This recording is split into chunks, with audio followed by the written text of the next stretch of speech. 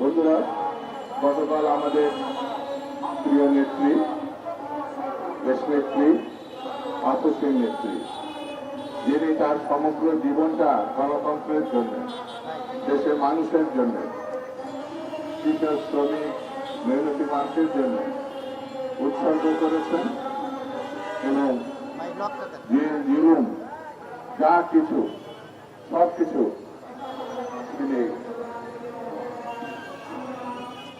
রক্ষা করেছেন।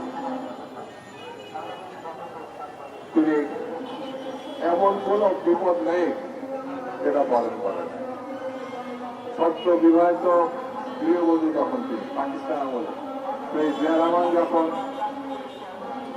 স্বাধীনতার ঘোষণা করেছিল তখন তাকে কারাগারে, পাকিস্তানের কারাগারে রাখা, ক্যান্টনমেন্টের মধ্যে রাখা। বাংলাদেশ স্বাধীন হওয়ার পরে তাকে মুক্তি দেয়।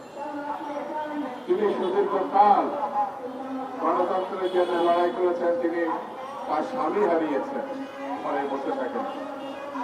তিনি রাস্তায় নেমে এসে বাংলাদেশ জাতীয়তাবাদী দলকে দীর্ঘ 9টি বছর লড়াই করেছেন। জিয়া হত্যা প্রধান ব্যক্তি হুসেন মোহাম্মদ এরশাদের।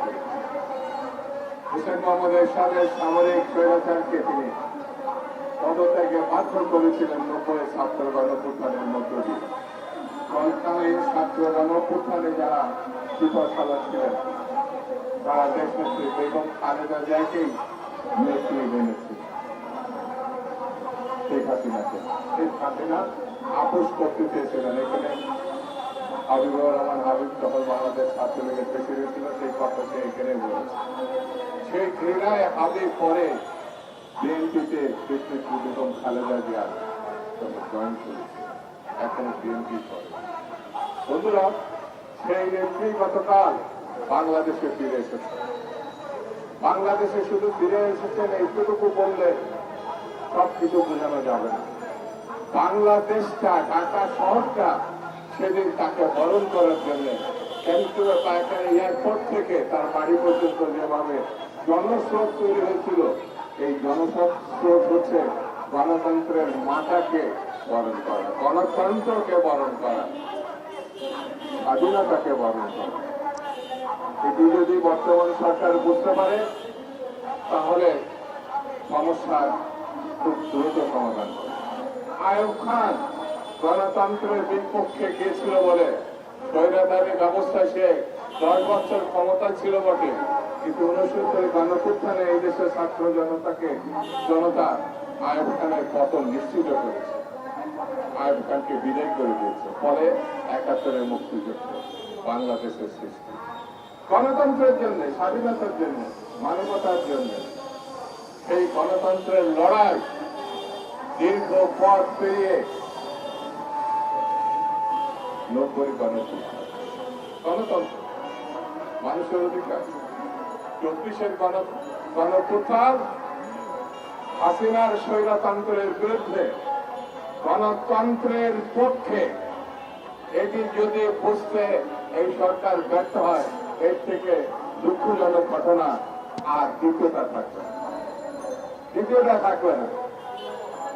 দীর্ঘ 15 বছরের যে লড়াই বেগম খালেদা জিয়ার নেতৃত্বে, এই দেশের বিরোধী রাজনৈতিক দলের নেতৃত্বে, ছাত্র দলের সহ প্রায় 4000, প্রায় 5,000 নেতা কর্মী, বিরোধী দলের বিএনপি এবং ছাত্র দল সহ অন্যান্য সংগঠনের, তারা আত্মহত্যা দিয়েছে, তারা গুম হয়েছে, নিখোঁজ হয়েছে। এটা যদি বর্তমান সরকার না বুঝতে পারেন তাহলে গণতন্ত্রের প্রতি তারা শ্রদ্ধাশীল, গণ আন্দোলনের প্রতি শ্রদ্ধাশীল, গণ অভ্যুত্থানের প্রতি শ্রদ্ধাশীল, এটি বলা যাবে।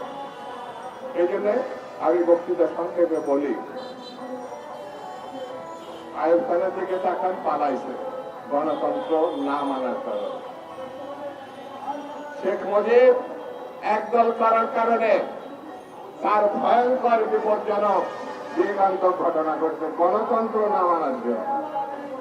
শেখ হাসিনা ক্ষমতায় ছিলেন, বাংলাদেশটা তছনছ করে ফেলেছেন শুধু ক্ষমতার পূজারী, গণতন্ত্র মানেননি, তাকে পালাতে হয়েছে।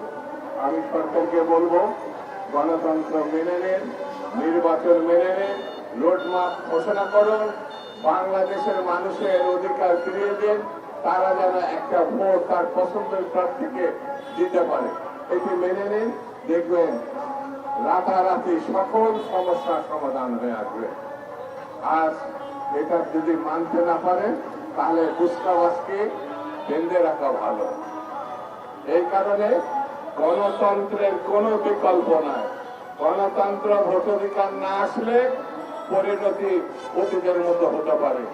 এই কথা আপনাদের বলতে আমাদের খারাপ লাগে, কারণ আপনাদেরকে ক্ষমতায় আমরা বসিয়েছি, বিএনপি বসিয়েছে, ছাত্র জনতা বসিয়েছে। এই কথা আমাদের বাধ্য হয়ে বলতে হয়। এই বিষয়টি আপনারা মাথায় নেবেন।